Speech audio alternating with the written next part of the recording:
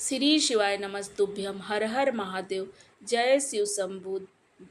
दोस्तों, आप सभी का स्वागत है हमारे यूट्यूब चैनल में। भगवान भोलेनाथ की कृपा आप सभी पर हमेशा बनी रहे। दोस्तों, आप सभी लोग जानते हैं कि 11 अगस्त 2025 यानी सोमवार को पड़ रही है भाद्रपद महीने की द्वितीय तिथि। और दोस्तों, यह वह तिथि है जो भाद्रपद महीने के पड़ने वाले सबसे बड़ी तिथि है, क्योंकि यह सोमवार के दिन पड़ रही है और इसका बहुत ही बड़ा और विशेष महत्व होता है। पूज्य गुरु जी ने कहा है कि अगर कभी भी मौका लग जाए और भाद्रपद महीने की द्वितीय तिथि सोमवार को पड़ जाए तो आप लोगों को 11 चावल के दाने का उपाय अवश्य करना चाहिए। इन दोनों का संयोग बहुत ही कम आता है। और दोस्तों, पूज्य गुरु जी ने अपनी शिव महापुराण कथा में बताया है कि इस दिन आपको 11 चावल वाले दाने का उपाय अवश्य करना चाहिए, क्योंकि ऐसा दिन पूरे साल में सिर्फ एक ही बार आता है। और दोस्तों, आप सभी लोग जानते हो कि सोमवार का अगर सबसे बड़ा कोई उपाय होता है वो 11 चावल के दाने वाला उपाय होता है। तो दोस्तों, इस सोमवार के दिन आप लोगों को इस 11 चावल वाले दाने का उपाय जरूर करना चाहिए। बहुत सारे लोग होंगे जिन लोगों ने इस उपाय को न किया हो, मतलब पूरा साल निकल गया हो और उन्होंने किसी भी दिन इस 11 चावल के दाने का उपाय ना किया हो। पर दोस्तों, आप लोगों के पास आखिरी एक मौका बचा हुआ है कि 11 अगस्त के दिन है, तो इस दिन आप लोगों को इस वाले उपाय को ज़रूर कर लेना चाहिए। भले ही आपने पूरे साल भर इस उपाय को ना किया हो नहीं किया हो, पर आप लोगों के आप पर अगर आपने इस भाद्रपद महीने के सोमवार के दिन अगर इस वाले उपाय को कर लिया तो आपको इस उपाय को करने का वह फल मिलेगा जिसकी आपने कभी कल्पना भी नहीं करी होगी। इसीलिए आप लोग इस वाले उपाय को एक बार ज़रूर अच्छे से कर लेना, ताकि आप लोगों के हाथ से यह मौका न जा सके और आपको इस उपाय को करने का फल मिल सके। दोस्तों, यह उपाय पंडित जी ने अपनी अभी की शिव महापुराण कथा में बताया है। इस उपाय को आज हम आपको बहुत अच्छे से समझाने वाले हैं। इस वीडियो को देखने के बाद इस उपाय को समझने के लिए आपको कोई और वीडियो देखने की ज़रूरत नहीं पड़ेगी। तो चलिए दोस्तों, आप लोगों शुरू करते हैं उपाय को। तो देखिए, यह भाद्रपद महीने के सोमवार के दिन यह बहुत खास होता है। इतना महत्वपूर्ण होता है कि देखा गया है कि कभी कभी बड़े बड़े पूजा पाठ अनुष्ठान से जो मनोकामना पूर्ण नहीं होता, वह इस भाद्रपद महीने के सोमवार के दिन एक छोटे से उपाय करने से ही आपकी मनोकामना पूर्ण हो जाती है। और बहुत सारे लोगों ने इस उपाय को किया भी है और उनको इस उपाय को करने का फल भी ज़रूर मिला है। अगर आप लोग भी इस उपाय को सोमवार के दिन करना चाहते हो तो इस उपाय को पहले अच्छे से समझ लेना, सुन लेना, उसके बाद आप लोग इस उपाय को ज़रूर करना, जिसका फल आप लोगों को बहुत जल्दी मिलेगा और बड़ा होकर मिलेगा।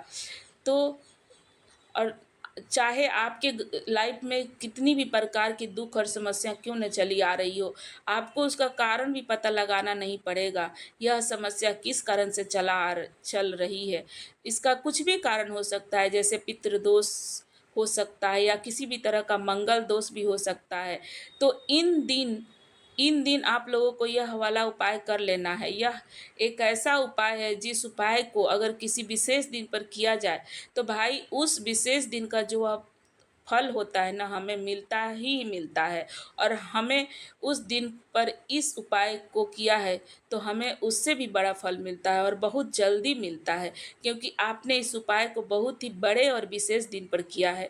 तो चलिए अब उपाय के बारे में बात करते हैं, लेकिन उससे पहले आप लोगों को यह जानना आवश्यक है कि आखिर यह उपाय किस समय करना है और किसको करना है और कैसे करना है। तो चलिए हम आगे बढ़ते हैं वीडियो में और एक एक करके आप लोगों को बताते हैं। लेकिन इससे पहले अगर आप लोग हमारे चैनल पर नए आए हैं तो चैनल को ज़रूर सब्सक्राइब कर दें और कमेंट बॉक्स में श्री शिवाय नमस्तुभ्यम ज़रूर लिख दें। तो दोस्तों, इस 11 चावल के दाने वाले उपाय को हमें इस सोमवार के दिन कैसे करना है, किसको करना है, किस समय करना है और कहाँ पे करना है, ये सारे सवालों का जवाब आपको इस वीडियो में मिल जाएंगे। और यह जो वीडियो है ना, देखो भाई, उसको 11 चावल के दाने वाला उपाय ज़रूर करना चाहिए।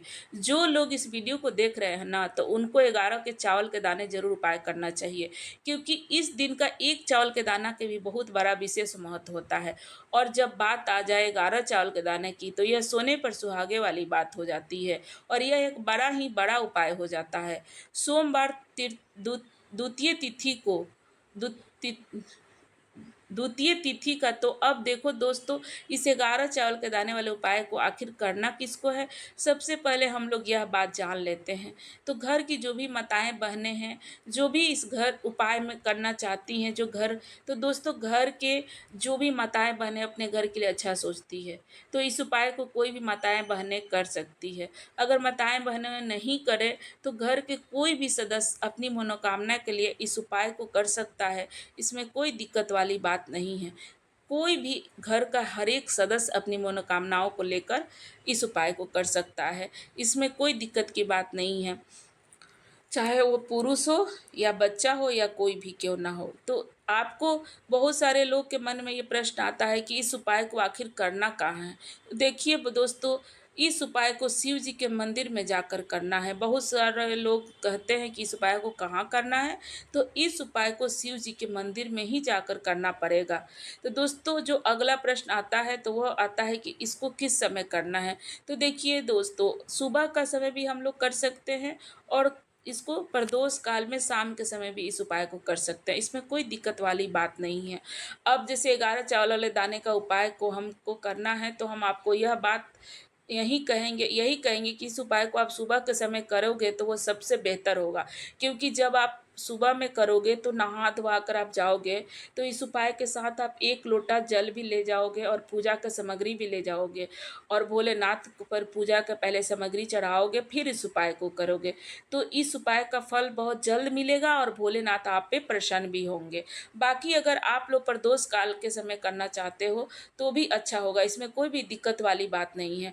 तो दोस्तों, अब अगली सबसे बड़ी बात महत्वपूर्ण होती है कि यह आती है कि सुबह अगर हम उपाय करेंगे तो कितने बजे करेंगे। तो देखिए दोस्तों, हम आपको बता दें कि जितना जल्दी सुबह में हो सके घर से स्नान आदि करके आप 1 लोटा पानी, 1 लोटा घर के जल लेकर मंदिर में जाएंगे। तांबे का पात्र हो जिसमें आप जल लेकर मंदिर जाएंगे और पूजा की सामग्री लेकर जाएंगे। अगर आप सुबह नहीं जा सकते तो हम आपको बता दें कि कहने का मतलब ये है कि 10 से 12 के बीच में उपाय को आप कर लेना है, क्योंकि 12 बजे के बाद उपाय करना ठीक नहीं होता। इस बात का विशेष करके ध्यान रखना चाहिए।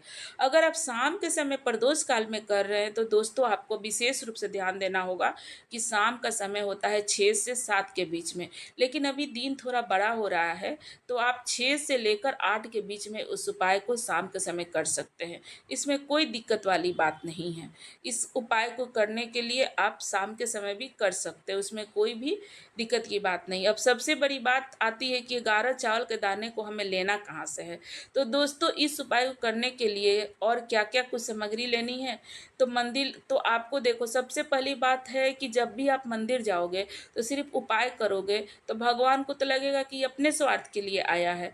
तो इसलिए सबसे पहली बात हम आपको पहले भी बताए हैं वीडियो में कि मंदिर जब भी आप जाए पहले पूजा का सामग्री लेकर जाएं, 1 लोटा जल लेकर जाएं, फिर भगवान को विधिवत पूजा करें, उन पे जल अर्पित करें, चंदन अक्षत करके बेलपत्र चढ़ाएं, भोग लगाएं, भगवान को जितना यथाशक्ति हो सके उनको भोग पूजा करें। इस तरह से सुबह का पूजा आप ज़रूर कर लें। उसके बाद आप 11 चावल के दाने का जो है ना उपाय करें, अगर सुबह के समय जा रहे हैं तो। अगर आप शाम के समय जा रहे हैं वही, तो आपको बता दें कि आपको अपने घर से अगर आप जा रहे हैं शाम के समय तो आपको घर से एक दीपक तैयार करके ले जाना है। अगर मिट्टी का दीपक तैयार है तो वो भी ले जा सकते हैं, और नहीं तो अगर घर का शुद्ध आटा का बना हुआ दीपक तैयार करके ले जाना है, जो गोल बाती का हो, जिसमें शुद्ध देसी घी लगा हो। इस बात को आप लोगों को विशेष ध्यान रखना होगा। और इस दीपक को आपको घर से जलाकर नहीं ले जाना है, भगवान शिव जी के मंदिर में जाकर ही आपको इस दीपक को जलाना है। ध्यान रखें, और वो भी अपने घर के माचिस से ही इस दीपक को वहाँ पर प्रज्वलित करना है। यह 11 चावल के दाने हमें लेने कहाँ से हैं, तो अब ये भी आप सुन लो। हर घर में चावल रहते हैं। अगर आपके घर में, आपके रसोई घर में चावल है, जहाँ पे आपके घर का भोजन बनता है, वहाँ से आपको चावल लेना है। और विशेष करके बस इतना ध्यान रखना है कि चावल कहीं से भी टूटा-फूटा नहीं हो, कहीं से भी कटा-छँटा नहीं हो, बस इतना ध्यान रखना है। और आपको ध्यानपूर्वक वहाँ से चावल लेना है। वो चावल शायद चाहे बासमती का हो या सादा चावल हो, कोई भी चावल हो, लेकिन चावल सबूत होना चाहिए। इस बात का विशेष ध्यान रखना है आप लोगों को। तो दोस्तों, यहाँ पे हम लोग ले लिए रसोई घर से चावल 11, जो गिन कर आपको अलग कटोरी में या तो कागज़ के पुड़िया में रख लें, पूजा के सामग्री के साथ अलग में वो भी रख लें, और उस तरह से आपको मंदिर में लेके जाना है। याद रखें, कहीं से भी टूटा-फूटा नहीं हो, एकदम चावल के दाने सबूत हो। तब आपके पास चावल के दाने तैयार हो गए, यानी कि उपाय की सामग्री आपने तैयार कर लिया, पूजा का सामग्री आपने तैयार कर लिया।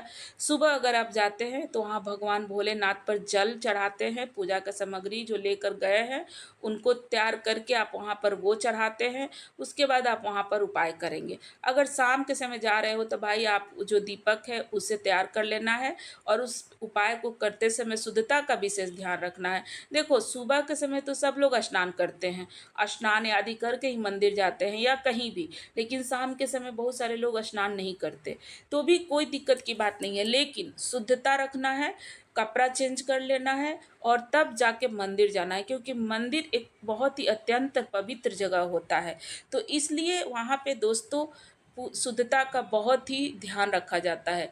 तो आप लोगों को बता दें, अच्छे से हाथ मुंह धोकर कपड़े चेंज करके आप लोग शाम के समय प्रदोष काल में वहाँ पे जा सकते हैं, इसमें कोई दिक्कत वाली बात नहीं है। तो आप अपने उपाय की पूरी सामग्री तैयार करके, आपके पास जो भी है, आपका शिव मंदिर जहाँ भी है आसपास, वहाँ आप जा रहे हैं। तो सबसे पहले शिव मंदिर में जाकर आप लोगों को उपाय नहीं करना है, पहले भगवान के दर्शन करना है, भगवान से आशीर्वाद प्राप्त करना है, फिर शिव जी के लिंग के पास, शिवलिंग के पास में जा आना है। शिवलिंग के पास आने के बाद आप जो पूजा सामग्री लेकर गए हुए हैं, जैसे कि सुबह गए हुए हैं तो 1 लोटा जल जो हम अभी आपको बताए थे वो वहाँ पे चढ़ा देना है। पूजा सामग्री जो लेकर गए हैं वो भगवान पे चढ़ाना है। उसके उसके बाद भगवान शिव जी की पूजा करना है। सबसे पहले तो फिर 1 लोटा जल ही चढ़ा दें, उसके बाद ही आपकी पूजन सामग्री वहाँ पे चढ़ानी है। उसके बाद में अगर दोस्तों शाम के समय आप जा रहे हैं तो इस बात को हम पहले बताए थे, जो दीपक गोल बाती को तैयार करके आप लेकर गए हैं, उस दीपक को मंदिर में जाकर अपनी माचिस से जलाना है और उस दीपक को शिवलिंग के पास में रखना है। ठीक है, दीपक को रखने के बाद ही आप लोगों को आपको यह वाला उपाय शुरू करना है। और दीपक को ज़्यादा पास में नहीं रखें, क्योंकि भगवान को आँच लग सकती है, वैसे ही गर्मी बहुत ज़्यादा पड़ रही है, इस बात का विशेष ध्यान रखें। फिर पूजा अर्चना करें, भगवान का प्रार्थना करें, शिव जी को प्रसन्न कर लें।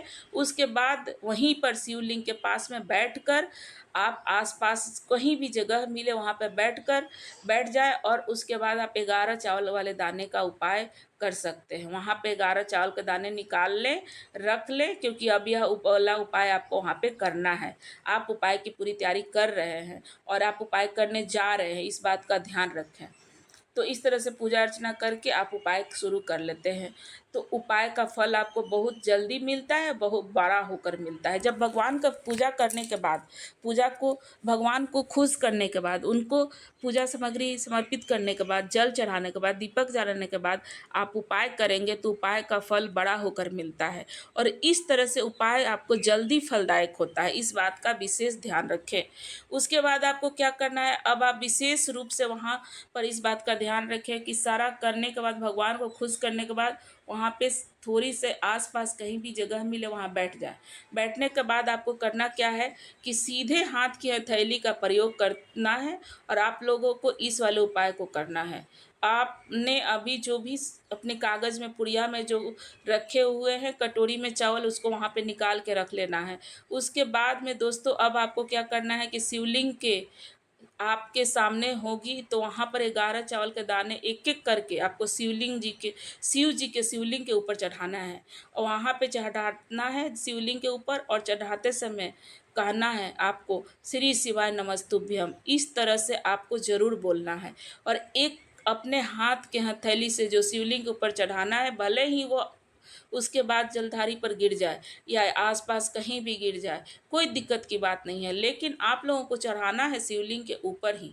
और पहला चावल का दाना चढ़ाने के साथ ही आपको श्री शिवाय नमस्तुभ्यम बोलना है। फिर इसी तरह से दूसरा चावल के दाना चढ़ाने के समय आपको श्री शिवाय नमस्तुभ्यम बोलना है। इस तरह से तीसरा चावल का दाना चढ़ाना है। ऐसे करके आपको पूरे चावल के दाने चढ़ा देना है और 11 चावल के दाने एक एक करके वहाँ पर शिव जी के पास शिवलिंग के ऊपर चढ़ाना है और भगवान से प्रार्थना करते रह जाना है कि मतलब जो भी आपकी आपको आखिरी चावल का दाना बचता है उसमें हर एक चावल के दाने के साथ श्री शिवाय नमस्तुभ्यम बोलना है और आखिरी चावल के दाने के साथ आपको अपनी मनोकामना बोलना है। जो भी आपके मन में कामना है, शादी को लेकर, पैसा को लेकर, पढ़ाई को लेकर, नौकरी को लेकर, धन संपत्ति को लेकर, जो भी आपके मन में कामना है सबको उस समय लास्ट वाले चावल के दाने के साथ भगवान शिव जी के पास बोल देना है और आपको एक एक करके श्री शिवाय नमस्तुभ्यम वहाँ पे जाप करते रहना है। भले वो चावल के दाने आसपास कहीं गिर जाए, लेकिन आपको चढ़ाना है शिवलिंग के ऊपर ही। दोस्तों, इस तरह से उपाय करने से आप लोगों को निश्चित ही फल मिलेगा और आपकी जो भी मनोकामना है वो भगवान भोलेनाथ आपकी मनोकामना जरूर पूर्ण करेंगे। दोस्तों, इसमें कोई शक नहीं है, भोलेनाथ पर भरोसा करके आप इस उपाय को जरूर करें। मैं डेली आप लोगों के लिए उपाय लेकर आती हूँ और मैं आशा करती हूँ जो भी मेरे सब्सक्राइबर हैं, जो भी मेरे वीडियो को देखते हैं, जो भी उपाय को करते हैं, उनसे उनसे मेरा यही रिक्वेस्ट है कि आप लोग हमारे वीडियो को अच्छे से समझें, फिर इस उपाय को करें और उसके बाद आप लोगों का उस उपाय का फल ज़रूर मिलेगा। भोलेनाथ से मेरा यही प्रार्थना है कि आप लोग अपने मनोकामना हेतु इस उपाय को करें और अपने मनोकामना को पूर्ण करें। आशा करती हूँ कि आप लोगों को मेरा ये वीडियो पसंद आया होगा। तो दोस्तों, वीडियो पसंद आ जाए तो लाइक कर दें और चैनल को सब्सक्राइब करके वीडियो को ज़्यादा